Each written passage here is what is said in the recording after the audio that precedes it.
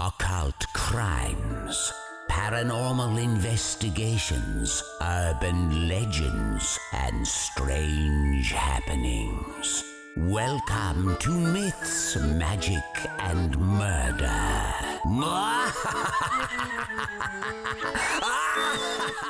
Hey, welcome to Myths, Magic, and Murder. This is episode 80. Wow. I'm Abby. I'm Kate, and we'll be your ghostesses with the mostesses this evening. Oh my goodness, we're really ramping it up for episode 80. Here we are after a short hiatus.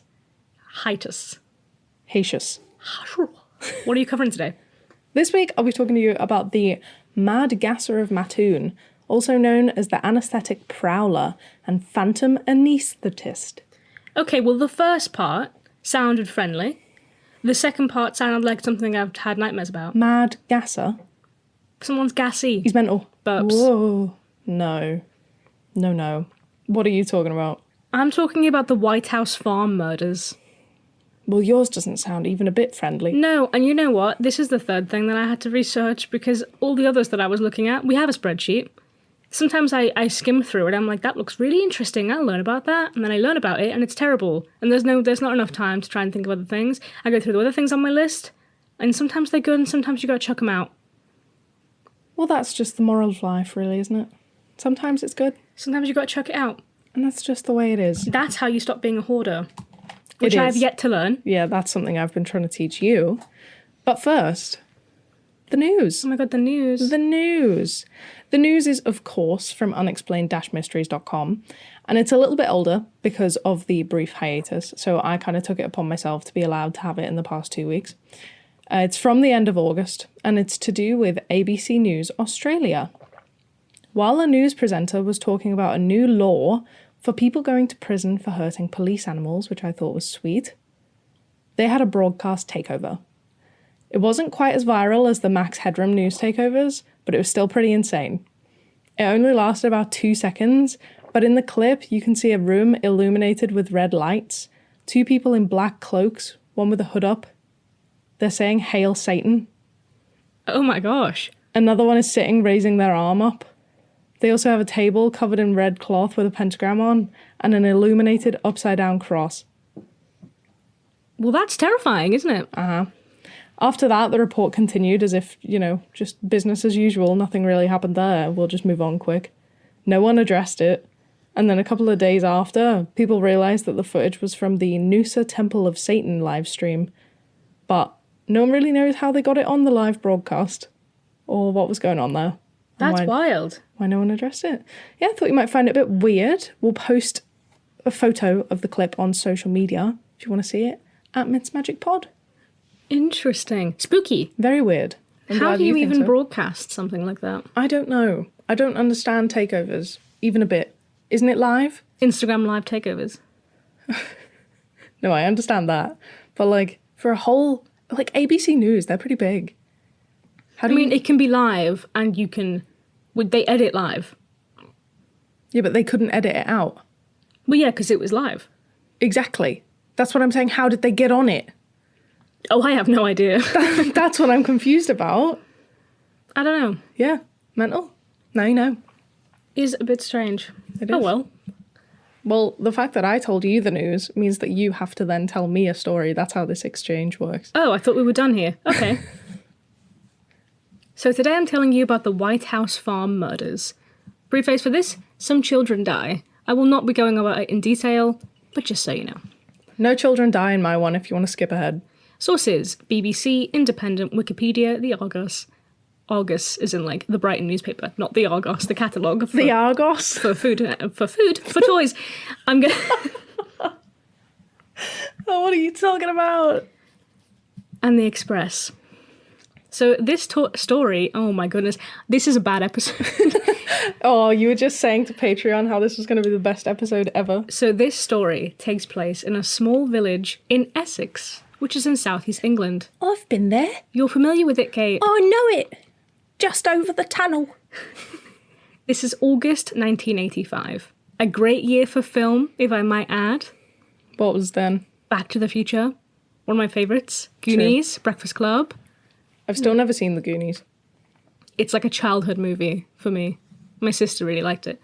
Okay, So White House Farm was owned by Ralph Neville Bamber, who went by Neville, so of course I'll just be calling him that, and his wife June. Neville was 61, a former RAF pilot, and a magistrate at the local court. He was described in court as being a well-built man of 6'4" and in good physical health. This might be important later for you to remember. Oh my god, Kate will not remember this. And the two got married in 1949. Is there a quiz at the end? Yes, there will be a pop quiz. Oh no. Should we do that? I don't think we should. Because I try and maintain, but cannot. And then I tell you my story afterwards, forgotten everything you've just said. Yeah, I'm here to get my story out and then leave. I'm not even here when Kate speaks. Could you imagine? Most of the time I look at her, she's just off. She's staring off. I'm listening, I'm just zoning out. Yeah. If you're watching us from Patreon, I'm really sorry, my eyes are just glazed. June's father had previously owned the farm when she got it, so I'm not sure whether it was inherited, if like he passed away, or if he purchased it for her, if it was like a hand-me-down gift. I understand that we've not ascertained the obtaining of the property. Now she has it, anyways. It's 300 acres of farmland. So the couple moved in together after they were married to start their life together. Oh. So they were pretty well off. They had secure assets. They owned the farmhouse, the 300 acres of land it was on. Oh my god. Acres of land. Acres of land. Ooh, acres of land it was on. They also owned property in London, a caravan site. They were like pretty cushy. Pretty what? Cushy. Cushy. It seemed like they were pretty set on living out like the family dream. You know, marrying like relatively young to their sweetheart, having a nice big house, a couple of children. But unfortunately, they weren't able to have any biological children. But that obviously didn't dampen their spirits because they adopted 2 babies, Oh. Jeremy and Sheila. They adopt at the same time. I can't tell. Okay. But they were not related to each other. So they were just Nice. like babies from different like biological parents. Give me 2. Any 2. Just pick 2. Whichever ones are the nicest. Close your eyes and spin. I imagine they were pretty excited to raise this beautiful family because they gave their children a good, safe home and private schooling. However, shortly after they adopted Sheila, June began to become very depressed. She was admitted into psychiatric care in the 50s and was given electroshock therapy, which Oh. I'm sure you have some opinions about. Yikes. That's not good. Electroshock therapy is not... It's not good, right? I'm just going to come out and say it. It's not good now, and in the 50s, it was definitely not good then. It just basically destroyed people's brain, essentially. It was like, well, they're not depressed, and they were just staring at the window, unable to form words. Well, she had it at least 6 times. That's not bad.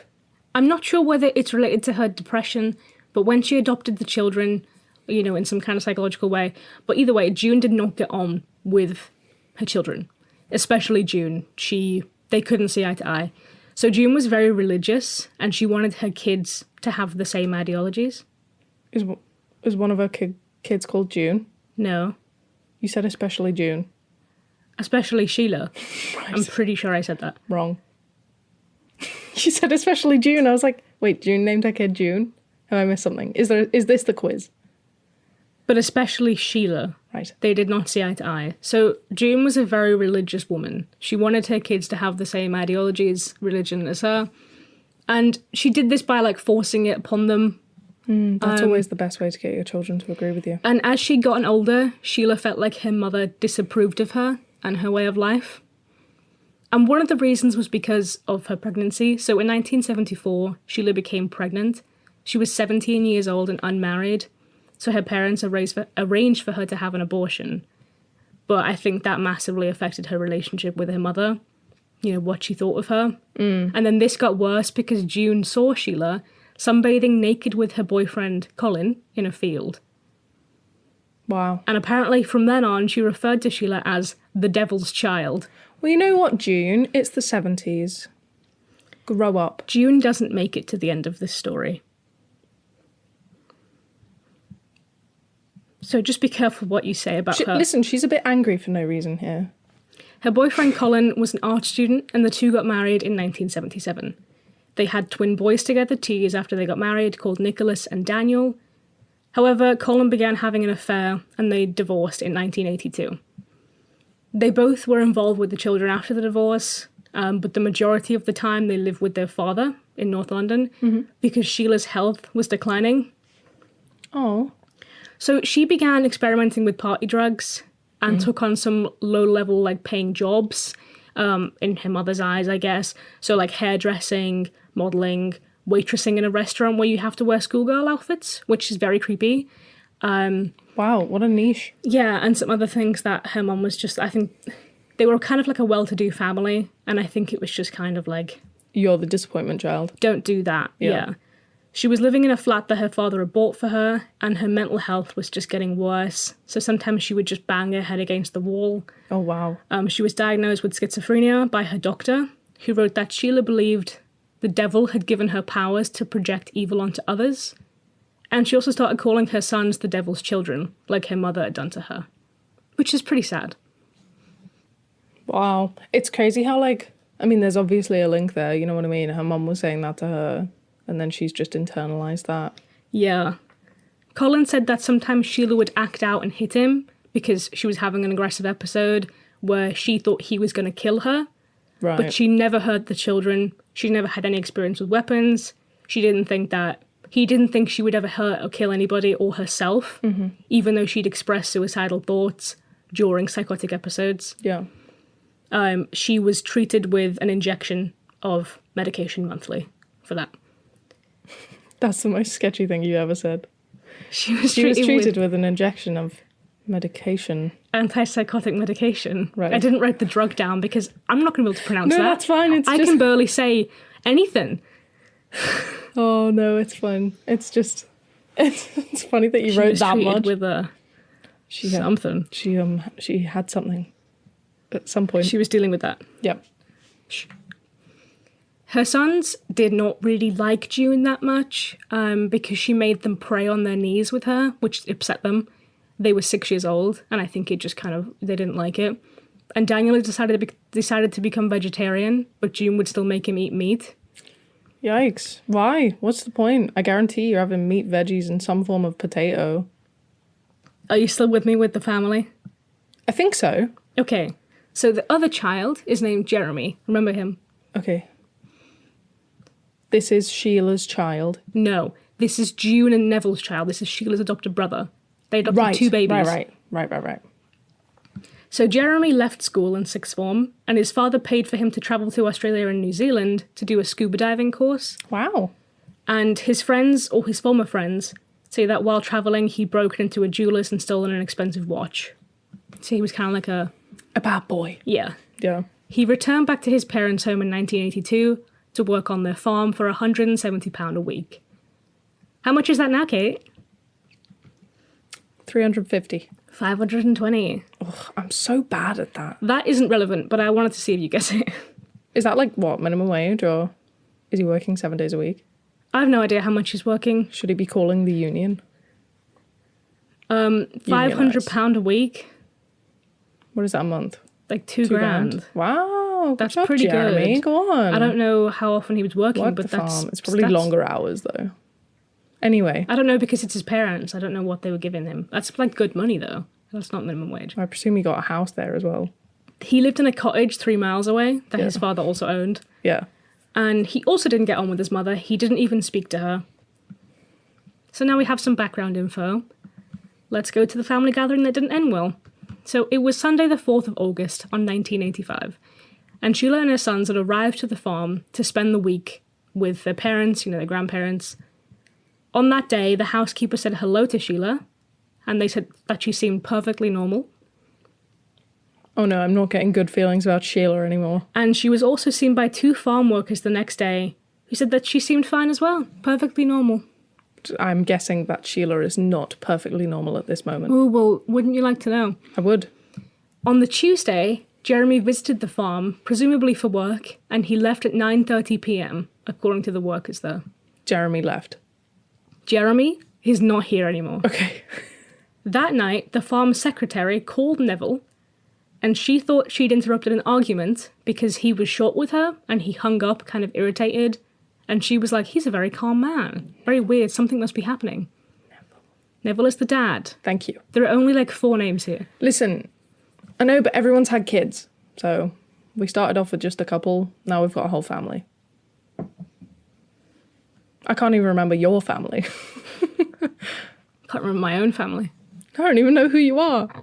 That night, June's sister called and spoke to Sheila, who said she seemed fine but quiet, and also June, and she said that she seemed normal.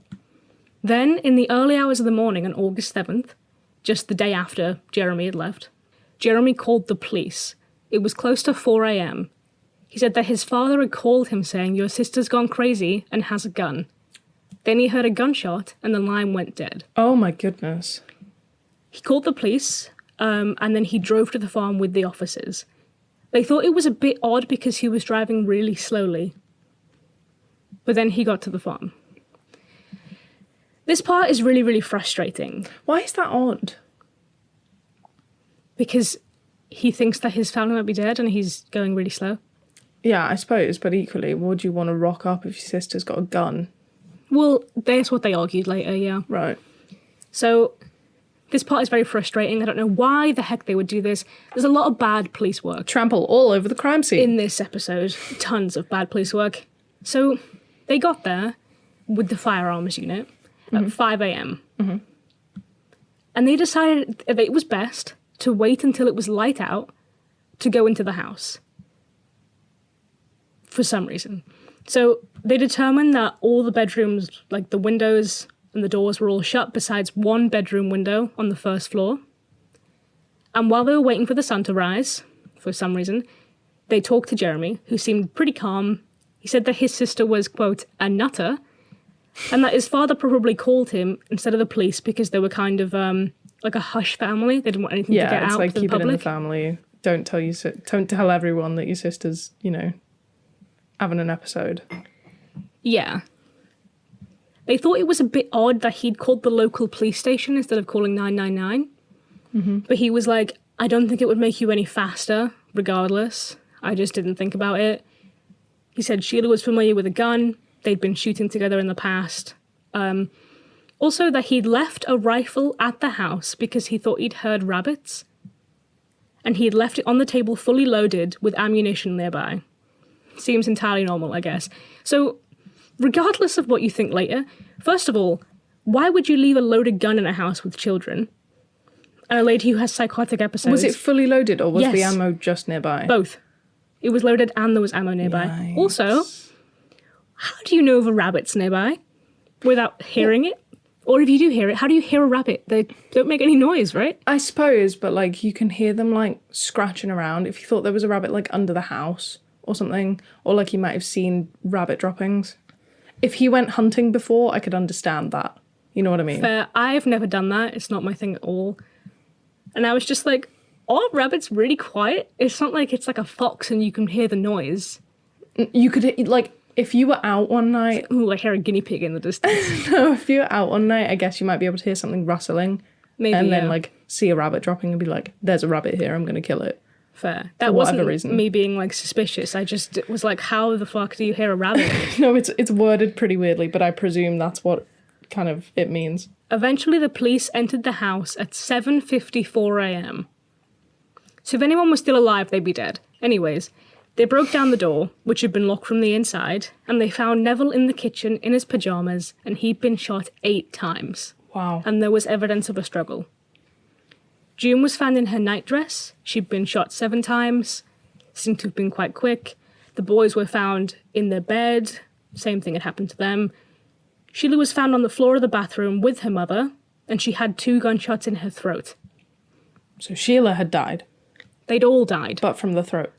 Yes. So she had one in her chin and one in her throat. So they were like, oh, it's suicide. And she'd hit her chin first, and it didn't kill her, but it bled, so she shot herself in the throat right afterwards. With the rifle? With a rifle. What long arms, Sheila. Well, at first glance, murder-suicide. Wrong. And the police and the media were on this. They put it in the paper. They were like, psychotic mum, kill their boys and then herself, the way the media does. Blood samples showed that she'd used her antipsychotic medicine and she'd used cannabis several days earlier, but nothing like that Crazy. would make her go like Yeah. off on one, I guess. There was nothing about her that suggested a struggle. Her hands, besides one of them, was clean of blood. Her nails were manicured. Her feet were clean. There was no trace of lead dust on her. And the detectives were like, if the rifle was used to kill all these people with this many bullets, you would have had to reload the gun at least once, which would mean that you'd have lubrication and dust on your hands, but they were completely clean. There was blood on her nightdress, but it was confirmed to be hers. And they thought it was suspicious because in the kitchen where Neville was killed, there was sugar all over the floor, but there was none on her feet, which were bare, you know, the way it kind of sticks to you. Well, it's weird as well, because I'm not being funny, if it's a full-on rifle, if you shoot yourself in the chin, say, to commit suicide, right, that gun is going to recoil, so you're going to have to either have a really tight grip, which is unlikely because it's hard enough to reach the trigger, or it's going to blow back, you're going to have to get up with a face full of blood, be able to make sense of it, aim it all up again, and then shoot yourself in the throat. Yeah. Well, then the investigation just went downhill because the police just tried to like brush this over. They were like, murder-suicide, media's on it, let's just leave it now. So then they did some of the worst police work we've talked about. They didn't preserve any of the evidence. They didn't secure the crime scene. They didn't search it properly. They burned all of the blood-stained carpets and bedding, like the next day. They just burned it all. They got rid of all of the evidence. So that Jeremy didn't get upset. Oh, Petal. I mean, his entire family's dead, but... Yeah, don't see the carpet, though. They moved the weapon without gloves. It wasn't examined for prints until like 3 weeks later. And they just gave Jeremy and his cousins the keys. His cousins came over and they were just like, it's fine, we've got rid of all the evidence, you just go back in. So, which part of Essex was this? Some village. That's what I'm thinking. If it's local policing, It is, yeah. then there's just no experience It's of a gonna be. homicide, is there? Really? Yeah. Well, also, they thought it was quite strange because, Also, this family's well off. yeah. The way that the bodies were laid out, it would have been odd, especially for the boys in bed, for them to not have heard the gun. But the silencer wasn't on it when they found it, and they didn't look for it. They didn't bother to look for it to see if it had been, like, hidden, discarded. They didn't look. They were just like, they didn't use a silencer, that's fine. But then people were like, Why is everyone just taking a kip? why is everyone asleep then? Yeah. Or just, like, stood... Waking up being like, oh, someone's been shot. Anyway, Yeah, back to you bed. wouldn't do that. So then one of Jeremy's cousins found it a few days later in a cupboard, and it had blood on it, like it had been used before and then taken off at the end. Did the police not open any cupboards? No, Oh, cool. they just went in and went, oh, she's dead. Oh, there's a bunch of dead bodies here. Shit. And then they came to collect it 3 days later. Sound, yeah. The bodies were cremated or buried again, like pretty much very quickly. And the police were just like, please leave us alone now. We've done it. It's finished. Go away. Then the funeral happened. And right after that, Jeremy travelled to Amsterdam with his girlfriend. And he began selling all of his family's stuff, including, get this, nude photos of Sheila to the press for £20,000. Pretty sketchy, right? Not only that, the press is fucking disgusting. I don't think that they bought it, but he still tried to sell, I think it was 20 nude images of Sheila. Why the fuck? Even if you hated your sister. That's if at she least killed 20 more herself- nude images than a brother should have of their sister. Very strange, yeah. So a month after the deaths, Jeremy's girlfriend Julie told police that Jeremy had been planning on killing his family for a while. Oh, cool. And she thinks that he did it. Sound. She also said that he staged a break-in at his family's caravan park in the past so that he could steal £1,000 from it for her.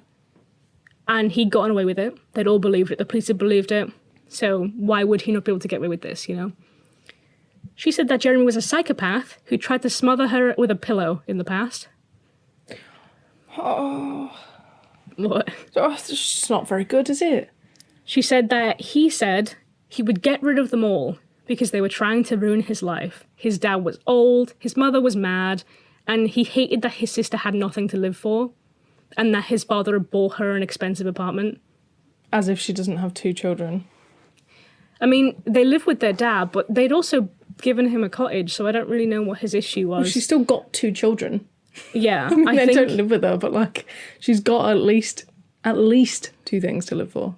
Yeah, right. Well, he also talked allegedly about giving them sleeping pills, shooting them, and burning down the house, and that Sheila would make a good scapegoat because she was mentally ill. So this guy has basically just told his girlfriend his entire plan.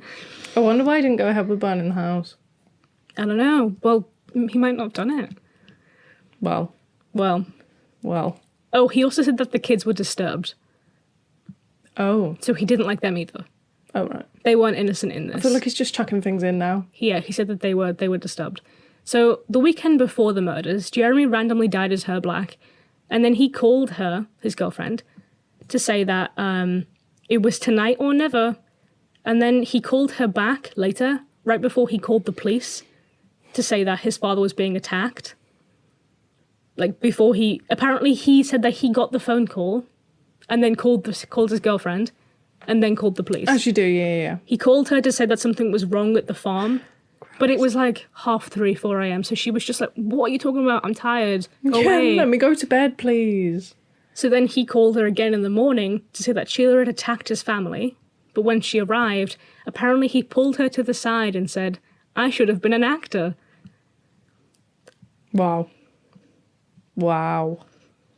Later that day, she outright asked him if he'd done it, and he was like, "No, but a friend of mine had, and I'd paid him." Okay. And then because of this, he was arrested just a few days after that. Well, good. I mean, at least the police were like, hang on. Something weird's afoot. Jeremy said his girlfriend was lying because he was trying to break up with her, and she was pretty angry. Mm-hmm. And then when he helped her rob the caravan, it was just to prove the security was poor, so that his dad would like up the security, and that he loved his family. He said the gun was always used to shoot rabbits without the silencer because otherwise it wouldn't fit in its case, which is why it wasn't on it. But he was arrested regardless and sent to trial. If you always killed rabbits without the silencer, why is there blood on the silencer? Yeah, well, that's what I was thinking too. I feel like you weren't. So the prosecution argued that he was motivated by the hatred of his family because he didn't like them, and the inheritance was obviously pretty big. His parents' will, because they were in their 60s, was addressed to both children, but if he killed Sheila and the grandkids, then it would all go to him, and it was a pretty hefty fortune, obviously. He had all the properties. I think they'd given him left like £1 million or something. This reminds me... Right, sorry, I'm just going to take a step to one side. We'll move away from the darkness for a second. My brother has got a running joke that he's got an order for us and he's going to kill us off. So if that happens, I want you to know. I'll cover it. It was my brother. Yeah, please do. Yeah, he's like, oh, I know which order I'm bumping you all off on so that he's the only one that gets the will. I will cover it on the show when you go. I mean, if you wouldn't mind, that'd be lovely. Yeah, bring some attention to it. I mean, you may as well death. get famous from my death. Someone's got to profit off of it. If it's not me, it's going to be someone else. I don't want another podcast to get it first. I want the exclusive rights. Could you imagine if another podcast got to my death before you did? Then I'd kill them and we'd have another death to cover. Oh my god. Oh my god, this is taking a very dark turn. What if we just go out and get every other podcast? You want to... We're the only true crime podcast left. And we're an authentic group of people. Someone call the local police quickly. Actually, call your spouse first and then call the local police. Anyway, back to the darkness. Well, that wasn't really a step aside from it, was it? They said that the family gave Jeremy less money than he wanted, which made him pretty angry, and that he'd driven home that night and came back on a bicycle later, entered through the back door through an open window, taken the rifle with the silencer attached to it, and killed the family. Then he quickly arranged the scene to make it look like Sheila was the killer, and then he realised the gun would be too long for a suicide with the silencer attached, so he quickly took it off and just put it in the cupboard, hoping that no one would see it. I wonder why, though, if he was a hunter, why he shot her twice? Because surely that's going to look less believable. Maybe she was struggling. Maybe. Maybe he was angry. Oh no, I get that, but I mean, like, if he'd staged the rest of it, do you know what I mean, and then pedal cycled home. Yeah, well, they did find the silencer. Obviously, it did have blood on it, which made it seem like it had been removed used before being removed. Yeah. He then put blood on her hands, removed the phone from the hook because that was off, to make it look like he'd actually called him, and then cycled back. Then waited for 4 a.m. to call his girlfriend, and then called the police. They said that if his father had called him, he would have called 999 instead of the local police force, because what are they going to do? They drove so slowly over there, because they've never dealt with this before. And then he would have driven himself there, as well as alerting all the people who worked at the farm. Right. What are you struggling with here? Nothing. Carry on. And then the defense said that Jeremy loved his family and his girlfriend had lied about the confession because he was unfaithful to her and wanted to end the relationship. And I just have to say, Here we go. if you're cheating on your girlfriend and you plan on breaking up with her, why would you confess a murder to your girlfriend that you are going to cheat on? Because they're going to tell the police. No, but, like, the defense is that, like, he never said that. I know what the defense is, but I'm pretty sure he did that anyway. Or he at least didn't want to be with her around that time. Right. Anyway, Maybe he just said that he didn't want to be with her because she just dobbed him in. maybe, yeah. Well, there were no marks on him that night, which made him look innocent. He drove slowly because he was afraid, which Yeah, that would make I guess sense. is believable. They said Sheila was the killer. She knew how to handle a gun when she was younger, and she'd been dealing with violent thoughts against herself and her children for a while. She didn't like her parents, especially her mother. And they said that people sometimes do ritualistic behavior before suicide, which is why she removed the silencer, put it in the cupboard, got clean and changed, and then shot herself. I mean, it's plausible. What do you think happened in court? Oh, he's a rich, I'm presuming, white boy. Yes. Not guilty. Or guilty for, like, 2 months in prison. No, he was sent to prison for a minimum of 25 years. When did he get out for good behaviour? He is still in prison, and he will probably be there for life. Oh, wow. What a beautiful ending. But he maintained his innocence. See, that's the trouble. I hate when they maintain innocence, because if he is innocent, it's a shit one. Do you know what I mean? Like, because it is kind of believable that someone who struggles with their mental health, someone who hasn't had a good relationship with their family, someone that's got a lot of pressures going on, could just snap. It's happened before. But it doesn't really seem like that's what's happened. No, not at all.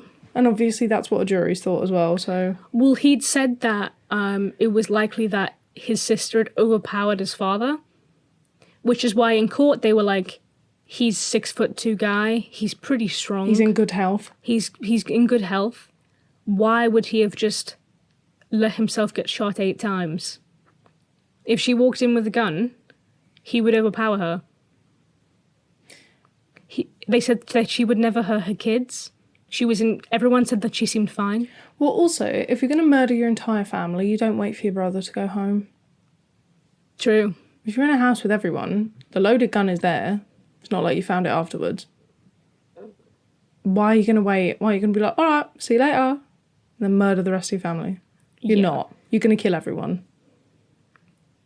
Well, it was definitely a bit sketchy. Yeah. Also, the fact that he'd entirely said everything. He just told his girlfriend everything. I feel like it's too specific. Well, allegedly. Yeah, I mean, he did tell her, but that doesn't mean that it was he actually did tell her. She could have just been lying about that. Exactly, yeah. Because she was mad at him. Yeah. I think he's guilty. I think he is. But only because The silencer thing is so bizarre. You wouldn't kill everyone with a silencer and then take it off to kill yourself. And from sort of seeing gunshot victims and stuff, I just did a personal safety training course, all right? And we learned about gunshot wounds. Thinking maybe if it was one bullet wound, maybe it would be slightly more believable. Yeah, well, that's what I'm thinking. If it had been one to, like, the throat or the face or whatever, then maybe. But it's like those people that, like, have suffered from mental health issues a long time. They've decided to take it, to the end, jumped off a bridge, been saved, and been like, yeah, as I was 2/3 of the way down, I really regretted it. I wanted to live. Right? Mm-hmm. If you shoot yourself in the face and you don't do it right, first of all, your natural human instinct is to be like, oh no, I'm shot. Mm-hmm. You know what I mean? Like, I need to save myself. But also mentally, you probably would be like, why the fuck have I done that? Why have I done everything? Do you know what I mean? It's going to snap you out of it. Yeah, also, she did have her antipsychotic medication in her system.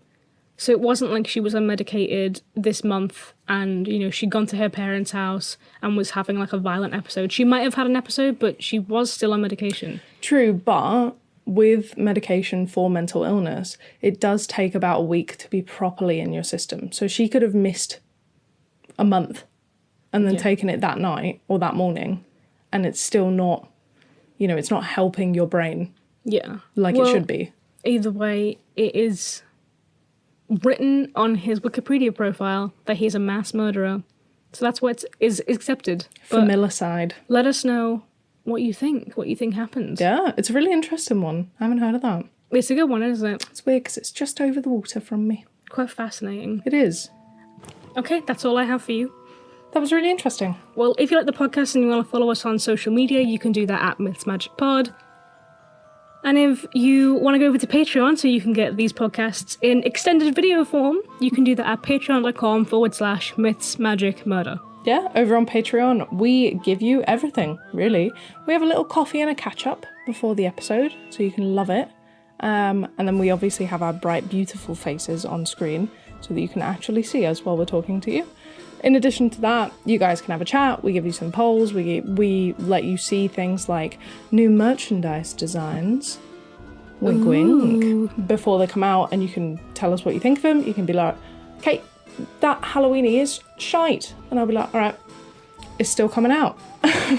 As well, with merchandise, you get 10% off if you're a patron. And our merchandise, should you wish to see it, is on the website, mythsmagicandmurder.com. On the website also, we have a referrals and suggestions thing. So if you want to tell us a story that is yours, great. If you want to be like, I heard about this thing, you should cover it, great. We love it. It's a good time. And if you have any haunted happenings, terrifying tales, or spooky stories, you can email those on mythsmagicandmurder@gmail.com. Sick one. Woo. Tell me about this guy. All right. The Mad Gasser. My sources are Wikipedia, historicmysteries.com, mysteriesareunsolved.com, mysteriousuniverse.org, on animalien.com, smalltownmyths.com, and Mattoon's Daily Journal Gazette. I'm going to go out on a crazy one here and suggest that this is unsolved. Whoa. Am I psychic? Pretty bold of you to assume.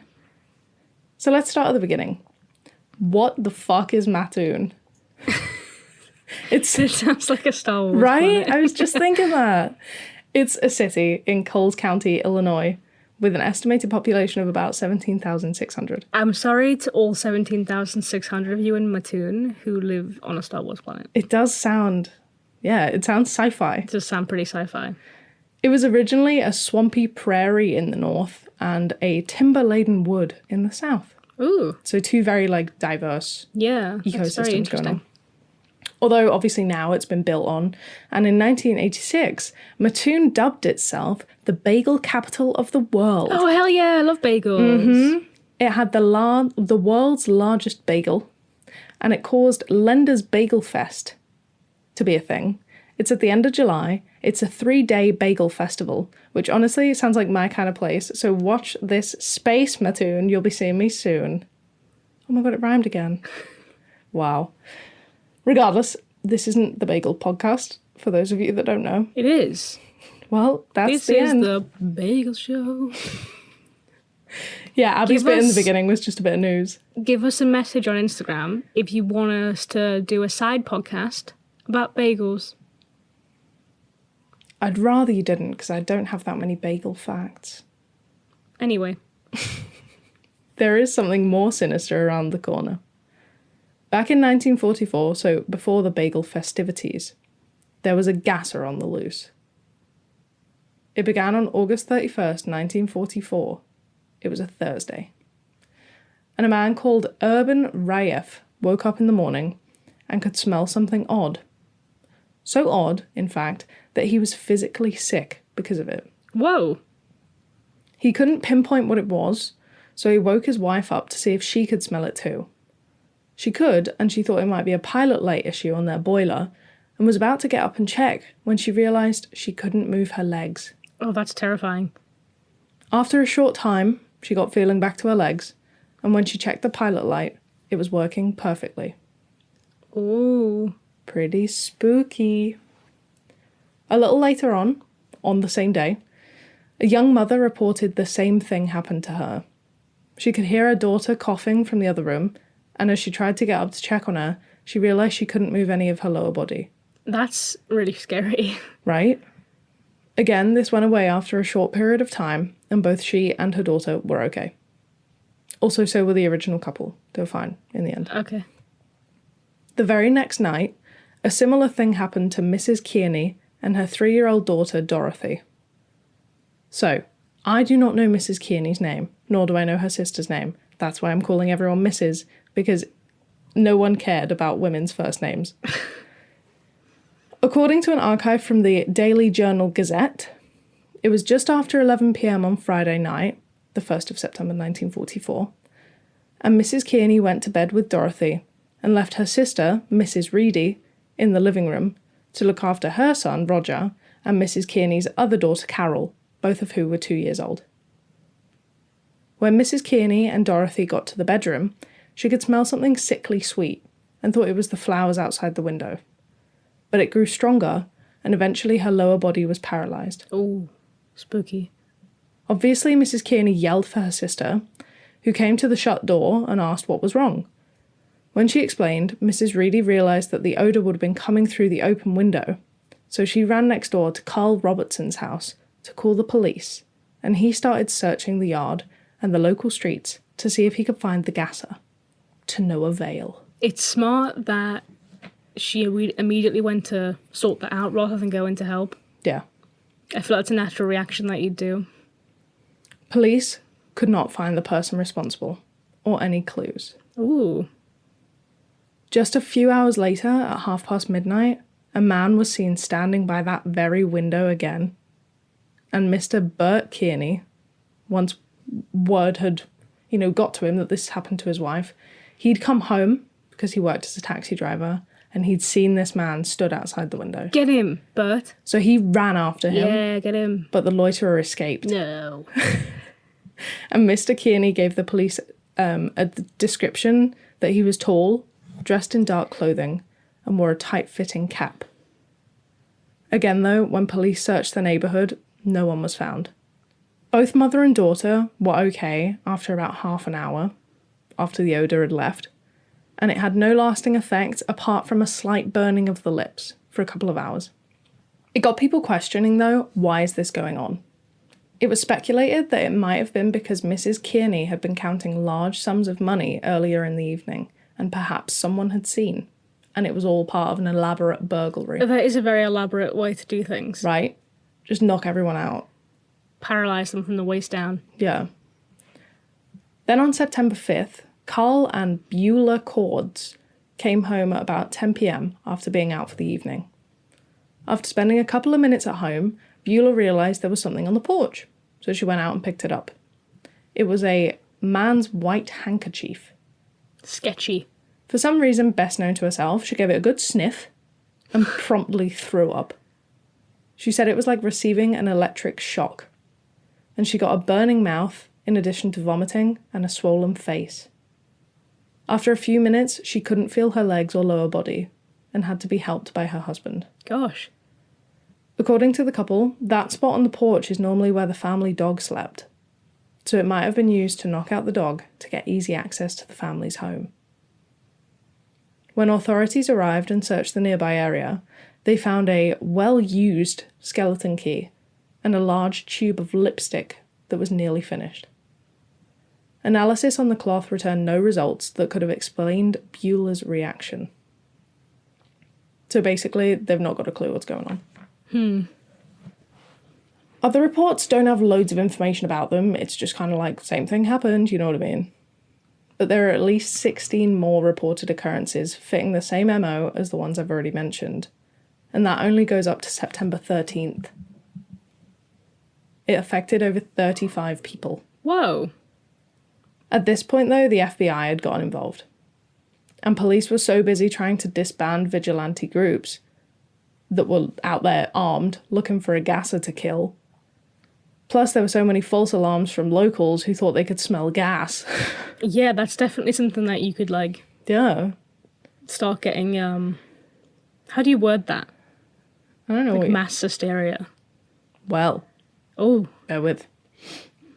So they reduced the priority of gasser reports because they were like, everyone is just telling us about this. We can't keep panicking every time it happens because everyone's saying it's happening. Interestingly, though, some reports stated that they saw a blue vapor, believed to be the gas that was poisoning people, accompanied with a buzzing sound, again believed to be from gassing machinery. Also, a report from Bertha Birch identified the gasser as being a woman dressed in men's clothing. And at the location that Bertha was at, there were women's footprints, which could explain the tube of lipstick found at the previously reported one. oh, perhaps. That's a pretty good disguise, too. Right? Dressed like a man, they'll never know. At this point, I imagine authorities were really feeling the heat. So they made what seems now to be a pretty rash decision. They said the reports of the mad gasser were just mass hysteria. Oh, Originally, they started off by saying, and I quote, "There is no doubt that a gas maniac exists and has made a number of attacks, but many of the reported attacks are nothing more than hysteria. Fear of the gas man is entirely out of proportion to the menace of the relatively harmless gas he is spraying. The whole town is sick with hysteria." saying that, though, is not going to make people feel better. Well, It's going to make them angry. then by the 12th of September, the chief of police said that there had likely been no gas attacks at all, and the reported incidents were probably triggered by chemicals or toxic waste released by the nearby industrial plants. The chemicals he said it could have been were carbon tetrachloride or trichloroethylene, both of which are sweet-smelling and can cause the symptoms that everyone reported. Oh, that makes sense. Right, but let's just explore those two explanations before I move on. Okay. First of all, if it's mass hysteria, why was there a cloth key and lipstick and footprints? That is true. I guess maybe someone just dropped their handkerchief and it blew into that direction. On someone's porch where the dog slept 2 minutes after they got home. And it was stinky. Mm-hmm. Someone dropped their lipstick and it blew into the yacht. Listen, if you're going to say someone dropped their skeleton key and it blew next to the lipstick. And then someone was in the garden looking for their lipstick. Someone left their shoes outside and then they blew into the yard and made footprints. And then they went in to try and find all of the belongings that had blown into this yard. Listen, that was one thing I had to say. Also, if it's mass hysteria and there's a gasser, what does it matter? You've still got a problem. You've still got to deal with it. You have to fix the problem, guys. Yeah. You can't just keep ignoring it. People can't feel the legs. There's still a random gasser walking around the city paralysing people, and you're just like, well, I'm just saying, there's an issue here that needs to be resolved. There is. Alternatively, if it was toxic waste or pollution, then first of all, why did the workers at the industrial plants not report any of these issues? Or seeing the gasser, or, anything? Yeah. That is pretty sketch. Also, the main company implicated said that their facility only had 5 gallons of carbon tetrachloride, and trichloroethylene wasn't responsible for this sickness because it would take large quantities to cause this, but it only affected a few random townspeople. So ignoring these explanations, we're left with a genuine gasser that literally left clues and was never caught, or an explanation I'm sure you'll love. Aliens. Aliens. Oh, hell yeah. What do you think it was? Gas aliens. Big gas aliens. I think it was someone doing stuff. Yeah, you think it was a person? Yeah, I think that makes... I don't really understand how, and I don't understand why. Because you're not killing people, you're not robbing them. What are you doing? Just being a menace? Well, see, it's possible that it was kind of burglaries gone wrong. Because if you look at both times, if they tried to pacify the dog, but then the people had come home, Yeah. And also the other time, if they didn't realise her sister was there, It would make sense to, if you were like, I want to rob somebody, but I don't want to kill them. I don't want to get in trouble. What's the best way?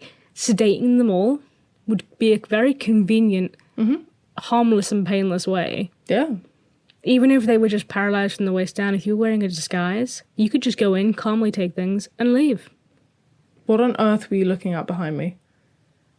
I was looking at my phone and I just saw it. Oh my pop. god, you I got just a scared the notification. actual crap out of me. It's the mad gasser of Mattoon. Oh no, man's like 70 years old. He's still gassing. Yeah, I think that's probably the most likely thing because it doesn't make sense for the workers to not have that. No, I think that's the real key here. that's the kicker. But as I said, I think it's bizarre anyway that you'd be like, don't worry, it's just the toxic chemicals you can smell. Right? Like that's any less are you joking me? I look like a ghost. worrying. No, there's still a problem going on. Something's still wrong. Yeah, so I think it was a person. What about you? I think it was a person. It has to be, right? It's got to be an unsolved true crime, really. That's what we're looking at. It's like they tried to do it the first time and then they couldn't do it, so they tried to do it again. I understand the hysteria kind of linking in. Do you know what I mean? Because if I heard that there was gas man on the loose, first of all, Oh, yeah, I'm I'd be like, sure. oh my fucking god, I've been gassed. Do you know what I mean? I'm sure if some of them were. Yeah. But But- I do think that some people were genuinely affected by a random gassing anaesthetist. Yeah, and it wouldn't be like a weird lie, would it? Like, oh, I come into this room and now I can't feel my feet. Like, why would you Right? say that? Oh, now I can't stand up. What kind of weird lie would that be? That's not even like an insurance fraud case. That's like my legs are paralyzed. But I'm fine now. But I'm okay now. Just a good story to tell, I guess. And then someone heard that and went, I could tell a good story like that too. I mean, I suppose, but equally, there are other good stories you can tell. Oh yeah, it's pretty dumb. I think someone was going around Yeah. trying to rob a house, failed, went, I'll just try again, it's fine. Failed, and was like, I can do it, I promise. And then everyone was like, I'm being gassed. Yeah. And then they were like, I'm giving up. They're like, you know what? I'm not going to get caught for it because everyone's an idiot. Yeah. Yeah, that That's- was my true crime. This is why when I said to you, I'm doing a true crime, but it's not really that deep because nothing really happens. I was trying to find one the same, but I couldn't, so I had to cover mass murder. I found this at the same. Oh my god, you really went the other way, huh? I couldn't find like a calm. I was googling fun true crime, but you know what doesn't exist? Fun true crime. Wrong. This one was pretty fun. Also, the Halifax slasher. I don't remember which one that was. That was the one where it was not real as well. I found them at the same time. Oh yeah! Oh my Yeah. god! Spoilers. Sorry. Look, it's not my fault you're reading from the end and working your way back. And I on think that that's note, all I want to cover because we've been here for a while. yeah, that's it. I'm done. You're done. Don't listen before bed. Listen before bed.